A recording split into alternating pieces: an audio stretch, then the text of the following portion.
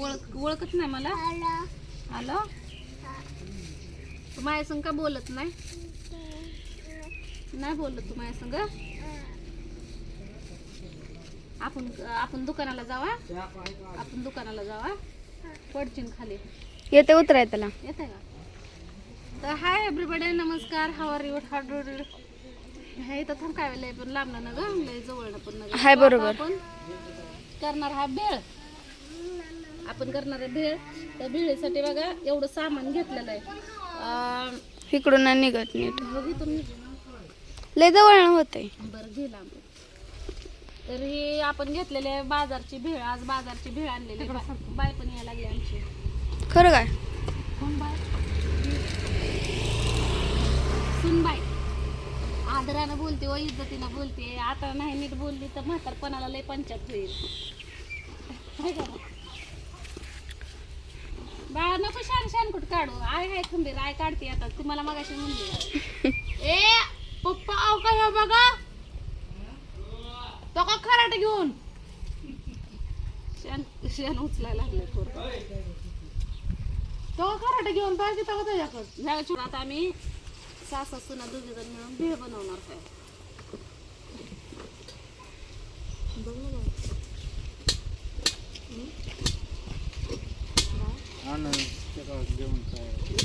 जगानं अननस खाल्ला आणि आमचा नवरा टरकाली घेऊन हिंडायला लागला. दाखव की काय लय फरक करणं मोबाईल नाही फिरवायचा. हळूच पडली आणलं होतं पण कुठे गेलं ते बघत होतो. खाल्लं काय ते वाटून रस्त्याने ते थोडं पाहून ह्याला आणले खायला. काय नाही ते पिवळं वेगळं दिसत होतं. पिवळा मग कसलं काय ते कच्चं होतं. कच्च नाही उलट पिकलेलं असतंय ते पिवळं. ते कसलं तरी आपल्या भागातलं नाही. आता बाहेरच्या भागातले पण इथे यायला आलेत का? मग हे आपल्याकडलं नाही. अरे बाहेरचं मटेरियल इकडे यायला इथलं मटेरियल बाहेर. ए आरू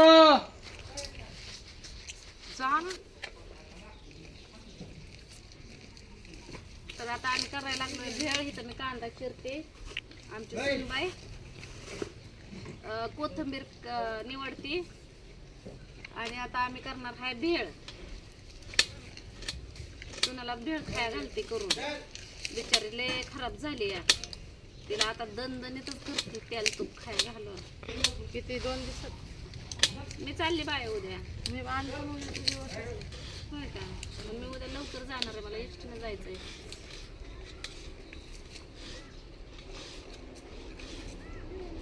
पण मला हे म्हणायचंय आपलं घरदार चांगलं सोडून जरा जवळून दाखव. जरा जवळून. सून काय म्हणते बघा मला. काय म्हणते बोल आता. घरदार सोडायचं आपलं स्वतःच. त्याला घरदार नाही ते फिरायला आले वाऱ्यावाने. आणि आपलं घरदार स्वतःच असून आपण इथं तिथं भाड्यात राहायचं. मला तर नाही पडलं. पप्पाला पण बोलते. तर ही काय म्हणते या आपल्याला घरदार हाय. ज्याला नाही ती तर हिंडतय सोडा. पण ज्याला हाय त्यानं काय हिंडावं. बाय ही तर घर हाय. कसं पण करून खाऊ शकतो ना. तिथं पण काम. उद्या दवाखाना आला इमर्जन्सीला आली पोरांच्या शिक्षणाला लाखांना रुपये लागतात. ते तर आहे. मग आता एक तिकडं ठेवलं एक इथं तुम्ही तिकडं अंकल इकडं. कोणाचं तर तालमेल आहे का? अगं मग आता करणार काय? इकडे बारकी येते अजून. तसं तुम्ही एक तर पोरगी आपलं. अगं ते सगळं झालं खरं. पण आता करणार काय? इलाजच नाही त्याला. तरी घेऊन आपलं बाबा हात राहत आहे तर पोरांना पण घेऊन सोबतच ना. अगं मला सगळं वाटतं ग. मला सगळं वाटतं. माझं लेकरं, माझा संसार, माझा परपंच, माझं घरदार सगळं माझ्या संग असावं. आणि उद्या माझं मरण जरी आलं तर माझ्या परपंचात जावं. पण एकटीनं ह्या सगळ्या गोष्टी करून त्याला काहीच उपयोग नसतो. त्याला सगळ्यांना साथ द्यावं लागतं. चल तू तिथं आहेस ना. आम्ही सगळं तुझ्या बरोबर राहतो. भले आमच्या सगळं कसं पण होऊ दे काय पण होऊ दे. पण आपण सगळे एकत्र. पण ह्यानं म्हणायचं मी नाही तिथं. त्यानं म्हणायचं मी नाही तिथं. त्यानं म्हणायचं मी नाही तिथं. मग करणार काय? आणि समजा आम्ही सगळेच बाळवणीत होतो तेव्हा काय होतं खायला भेटत होतं. आणि समजा माझा वाटेनं ॲक्सिडेंट झाला. मला सांगितलं डॉक्टरनं की हिला इमर्जन्सीनं ही जी किडनी फेल झालेली आहे आणि हिचं ऑपरेशनच करायला. तुमची डायरेक्ट किडनीच फेल व्हायला लागली. बरं मला झटका आला. मला फिट आली. काय बी झालं टेन्शन घेऊन तर कोण 10 रुपये देणार आहे का त्या? सोनं सोनं कशाला कोणच्या सोना देतात कुठे मग समजा मी आता बसली आहे आणि मला हे डोक्यामध्ये सगळं टेन्शन आहे. आता समजा उद्या पोराला मला सांगितलं 50,000 रुपये त्याला फीस भरायची आहे. पुरीला सांगितलं तिला काय 50,000 फी भरायची, त्याला 1.5 लाख रुपये कोण देणार आहे? ही काय म्हणते सून, तर कोणची सून देत नसते आणि कोणचं सून बी देत नसते आणि कोणचं बाळ पण देत नसतं. ते फक्त आपल्याला करावं लागतं ना त्या उगाच हळद का लेकरं? हा लेकरं उगाच किडा आलता म्हणून हळजली. हा आता काय तर आपल्या कामाला येतात ना, उद्या आता नाही पुढं तरी बघतील ना. बाया पण त्यांच्या शिक्षणासाठी ते करावं लागेल ना. ह्या गावामध्ये काम नाही, कारण त्यांना हे गाव सोडून जाऊ वाटत नाही. मी जर इथं राहिले तर मला कोण खर्च करणार आहे? उद्या मला काय कमी जास्त झालं तर त्याला कोण पुढे येणार आहे? 10 रुपये धर म्हणून तुला. ज्यावेळेस आपण मरून जातो ना, वेळ येते ना, तेव्हा म्हणतात आम्हाला मागायचं असतं, आम्ही दिलं असतं. पण ज्यावेळेस वेळ निघून जाते ना, त्यावेळेस म्हणतात आम्हाला का नाही, आमच्याकडे नाही. तर तुला कधी अनुभव नसेल या गोष्टीचा. लय आहेत तुमच्यापेक्षा डबल. आता विषय आला हिचं तसं काय म्हणणं की घरी आहेस तर घरीच आपल्या राहायचं सगळ्यांना, आणि समजा तुम्ही जर तिकडे गेला तर आता ह्या तिकडे लोकांना पण घेऊन जाणार आहे. तर माझे 2 महिने थांबा कशा तर उगं ह्यांना इथं नाही ठेवणार, ह्यांना पण घेऊन जाणार. पप्पांना त्या दिवशीच बोलले बस झालं काय आहे इथं तरी. इथं बी बसूनच आहे ते. तिथं आम्ही बघू कामाला घरात राहते ना, एकत्र तर राहते ना फॅमिली. ती बाई नाही आपण तरी आहेत ना. मग एवढं आयुष्य तर हे सगळं मला पण इतकं वाईट वाटतं ना की ज्यावेळेस लोक मला म्हणत असतील की तू मुद्दामून अशी करती, एक इकडं एक तिकडं एक तिकडं, पण मी एकटी काहीच करू शकत नाही ना. त्याच्यासाठी का नाही आपल्या फॅमिलीचा मेळ असावा लागतो का नसतो? आता मला काय वाटतं, आता मला अशा पण काय कमेंट्स आलेल्या आहेत की कुणावर तू का भरोसा ठेवते की तुझी पोरगी का नाही तू इथं ठेवली, पोरग तिथं ठेवलं आणि तू तिकडं आहे, असं मला बरंच काय कमेंट्स आल्या.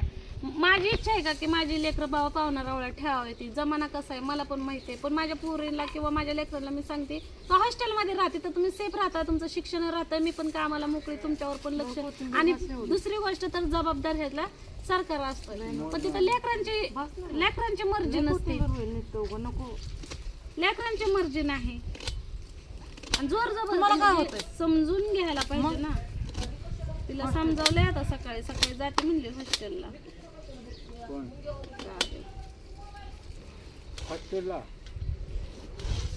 मग इथं हॉस्टेलला नग तिथं नग तिथं नग, मग मी एकटे मरू का? शिक्षण करायचं नाही, शिक्षण करायचं असेल तर जाऊ. सांभाळायचं कोणी? नाही यांना शिक्षण करायचं नसेल डोक्याला ताणच नको. आपलं सनी भाऊजीला कुठं पण कसं पण घेऊन कुठं पण शाळेत टाकतो. अगं बाय, हे बघा आता इथून मी बाहेर कुठं पण जाईल, फक्त हे माझ्या सगळ्या मड्यावर रडतील आणि मी मेल्यावर हिचं वर्ष सरात कधी घालायचं आणि हिला काय आवडत होतं आणि हिचं मडत कधी उचलायचं आणि तिसरा कवा आणि सावडायचं कवा, ह्याच्यातच ह्यांचा गोंधळ चालेल. पण जोपर्यंत माझे जीवन आहे, मी जगते ना मी, तोपर्यंत बाबा राधीला किती त्रास होत असेल ह्याचा विचार कोण करणार ना? करते का त्या? आता या बाळवणीत राहील, इथं लेकरांचं मन लागतं, नवऱ्याचं मन लागतं, माझं मन लागतं, सोन्यासारखं घर बांधलंय, पण कामधंदाच नाही, काम नाही.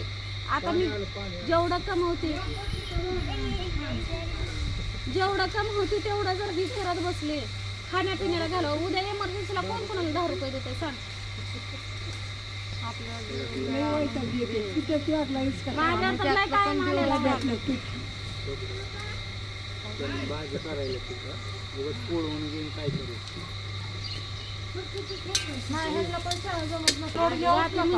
पण आता काय करू लागलं की जरी करून दिलं बाय तरी का नाही सरकार मलाच उचलून पहिलं नेईल, कारण त्या लेकरांना खायला मला घालावं लागतं. सरकार नाही घालत, सरकार म्हणतं डायरेक्ट तुम्हाला हॉस्टेलला ठेवलात ना, लगीन करून दिला तर लगेच म्हणते तुम्ही बालविवाह केला, तुम्ही उचलून कुणाला घेणार आहे? मलाच जायचं जेल काढून यायचं.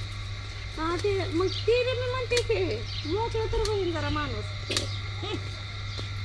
तुला वाटतं का? मला तर चांगलं वाटत असेल का ह्यांच्या जबाबदारीवर माझी पोरगी ठेवा? नाही वाटत. सांभाळायचा प्रश्न नाही, पण आपण एकीकड लेकरं एकीकड काय 5-6 महिने अंकल तुम्ही पण केलं तर कशाला अशी वेळ येईल? आणि ह्यांना जर काम केलं असतं तर मला तर कशाला घर सोडायची बारी आली असते. ही गुजरातला जात होतं त्या टायमाला तर मी घरी होतेच ना लेकरांसाठी. ते करता करता चांगलं सोडून दिलं. ती म्हणत होता डिझेल आणि पेट्रोल बंद पडलंय सगळं. तुमचं तर बरोबर बंद पडलंय आता आमचं पण आता काय गेलेत करतोच पण नाही. कमी कमी गेले. पण काय का असं ना, पण असं म्हणणं होतं. मग तू सांग मी घरात काय करू. आणि विषय आला बारामतीला, तर अशा पण कमेंट्स येतात की बारामतीला लेकरं घेऊन सगळे जा तिथं चांगल्या शाळा, तिथं पोरांना चांगलं शिक्षण दे. पण गेलेल्या 3-4 दिवस माझी लेकरं घरातनं बाहेर निघत नव्हते. मोबाईल दे म्हणायची आणि सरळ म्हणायचे आम्हाला इथं शाळेत न जायचं, आमचं आम्ही भाऊला शाळेत जातो. मग तुम्ही हे तर चुकतंय ना, पोरं जसं म्हणाल तसं तुम्ही त्यांच्या मनाने चालता. तिथं तुमचं चुकतंय ना.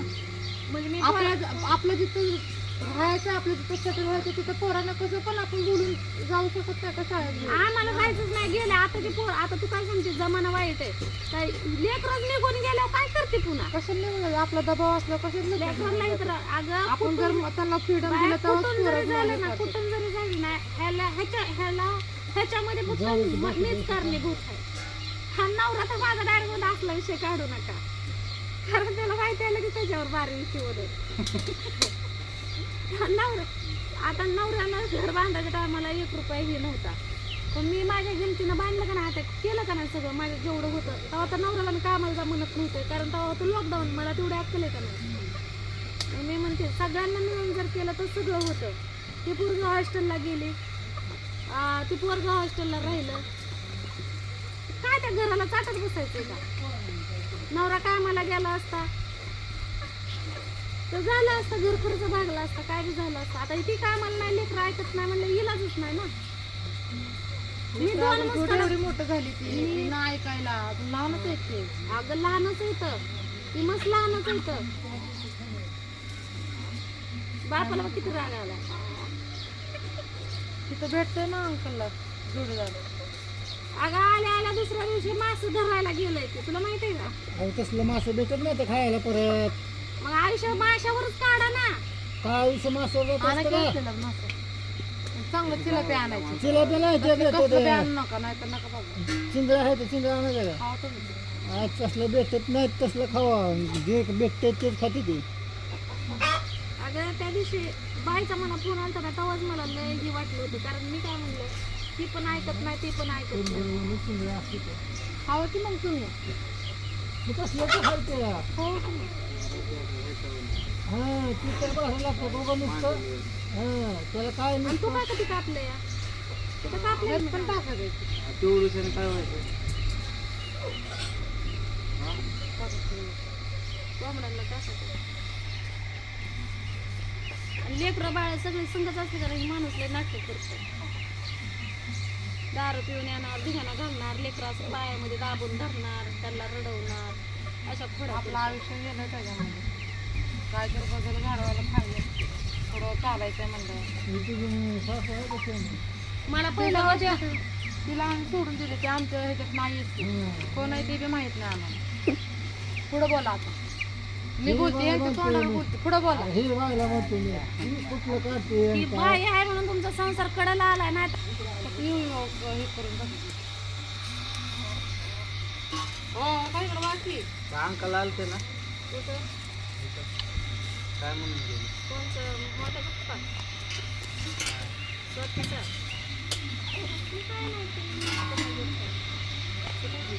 तुझी बारामतीला सगळे त्याच्या तिनं तिच्या आई बाबा कशी ठेवल्यात त्याची लेकरं. आता माझी कुणाच्या जवळ त्यांच्या आई बापानं तर घरी जायचं, जवळ घेतले नाहीत. आणि पण कुठं लागलं कामाला माहिती आहे. पण तू सांग तिथं नाही करायचं, तिथं नाही. पाठी मला सगळं माहिती आहे, तोंडावर बी पाठीवर बी सगळ्या गोष्टी माहिती आहे. त्या कोण कोणाच्या लेकराची 1 मिनिटासाठी सुद्धा जोर जबरदस्त म्हणजे जबाबदारी घेऊ शकत नाही, हे मला पण माहिती आहे. तुझ्यापेक्षा जास्त मी सोशल मीडिया वापरते, मला माहिती आहे जमाना तसं आहे. पण एवढं असून तरी पण तुम्ही त्या जमाना बघताय लाईव्ह